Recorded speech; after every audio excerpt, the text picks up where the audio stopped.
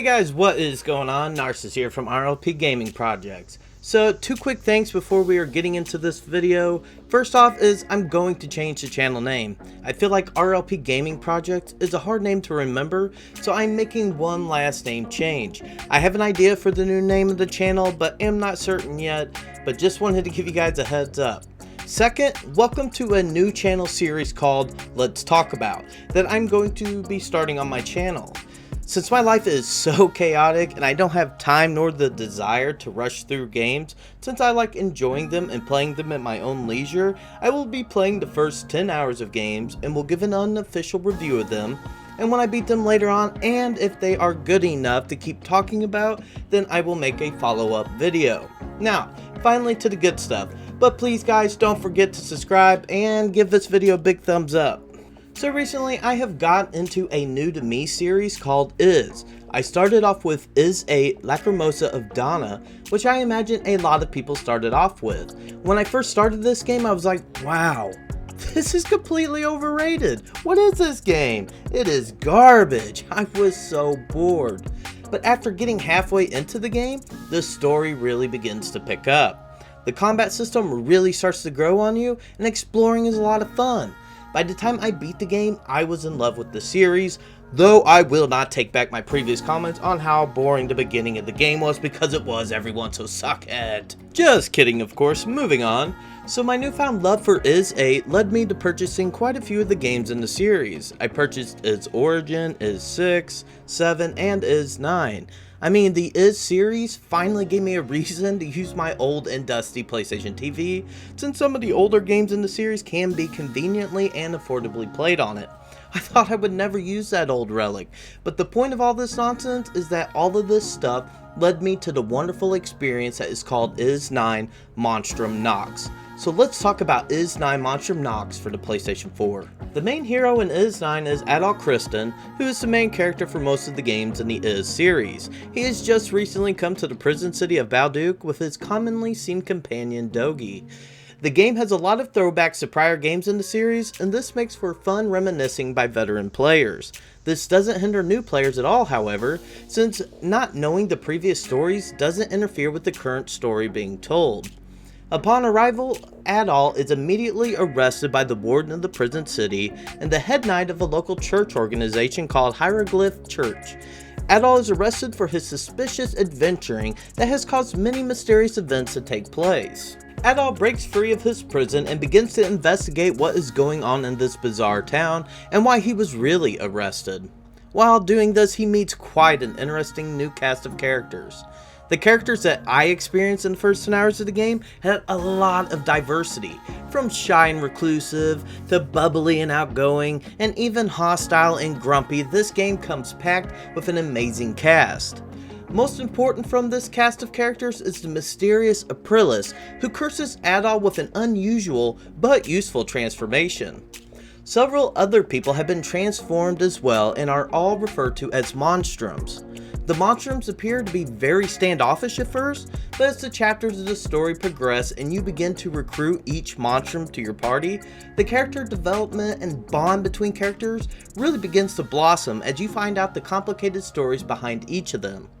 So far, I have only recruited 2 of the monstrums for my party and have only just began to scrape the surface of the story of Is 9. You know, there are a lot of things going on in the background of this town, leading players to be curious to figure out all that is happening, not to mention you must find a way to break the curse that has been placed upon Adol. To me, this story is a huge improvement so far over its predecessor, just for the simple fact that I am engaged with it from the very beginning and not just halfway through. I honestly have no problem with the story at this point, nor with any of the characters. I am having a great time with the gameplay in Is 9. Players are able to explore the city of Balduke and it is absolutely massive. One thing Is 8 really lacked for me were proper cities. Is 9 corrects this by having what appears to be the whole game take place in this world-sized city. The city is divided up into sections, and as players progress the story, they will be able to unlock further sections. There are a ton of side quests to be done, several shops to visit, and activities to do throughout the city. As explained earlier, players recruit monstrums to their parties. Each monstrum gives the party certain abilities, such as the capability to run up walls, warp directly to designated points, or even glide over chasms while playing. Monstrums are automatically unlocked as the story progresses, so do not worry about missing any. Monstrum abilities adds great value to the gameplay and allows for unique methods to arrive in new areas or to reach tricky spots that are hard to reach. Honestly, exploring and finding all the hidden areas in this city is so far my favorite thing to Is 9. Players must also go underground to find secret passages into the prison. The underground is the dungeon part in the game where players trek through labyrinths and solve puzzles. There are a lot of monsters in these dungeons, giving players plenty of chances to level up and practice the combat in the game. This is also where most boss battles are located.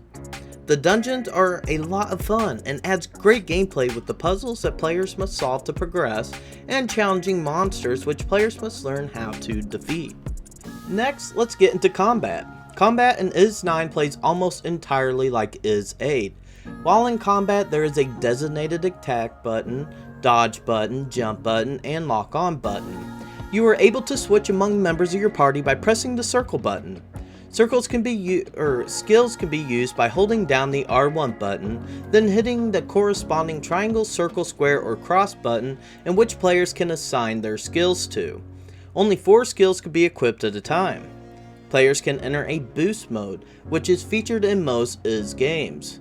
Players enter boost mode by pressing R1 and L1 at the same time, and it gives players a boost in strength, defense, speed, and a longer chain of attacks. If you press L1 and R1 while in boost mode, you will also unleash a special attack or skill dealing massive damage. The only addition I can really see between Is 8 and 9's combat so far is that in Is 9, if you press R2, you are able to warp to enemies that are at a distance, making it more convenient than having to run up to enemies. Boss fights are like any other Is game, most particularly Is 8, where they tend to be giant monsters. They can be challenging, but normal mode in Is 9 is much easier than in Is 8. So if you're looking for a challenge, raise that difficulty up to your preferred level. There is even a throwback to older Is games with one of the bosses, so veteran players enjoy that. Now, let's talk about my least favorite part of Is 9, and that is the Grimwald Nox. The Grimwald Nox is where players go to gain Nox points to unlock other areas of the city and to aid the ever-mysterious Aprilis. Here, players fight Lemures, I think I'm saying that right, which are monsters born from humans' negative emotions. Gaining enough Nox points leads to miasma vortexes forming. In these vortexes, players must have battles that are very similar to raid battles in Is 8, in which you are graded for. Getting rid of these vortexes leads you to new areas being unlocked. I never liked raid battles in Is 8, and I do not like them any better in Is 9. They are boring, tedious, yet required to continue the story in the game. Some people may like them, but I don't. Last note, the music in the game is amazing as always in an Is game. Plenty of rock music, orchestra music, just your typical Is game music, which is always amazing to listen to.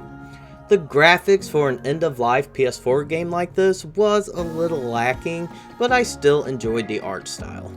I just felt like the animations of people's, expressions in the game, were poor and could have been much better. I wouldn't really call the Is game series a AAA series anyways, so it is what it is.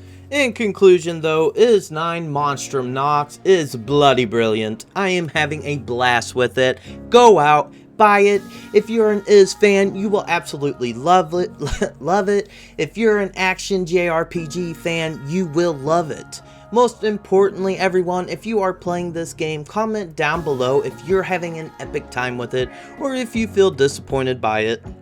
But with that, I am going to end this video. As always, don't forget to like, subscribe, just do it. Hey, I see you walking away. No, just do it. Ring-a-ding that notification bell to stay notified on future videos. And until the next project, guys, take it easy. I'm out.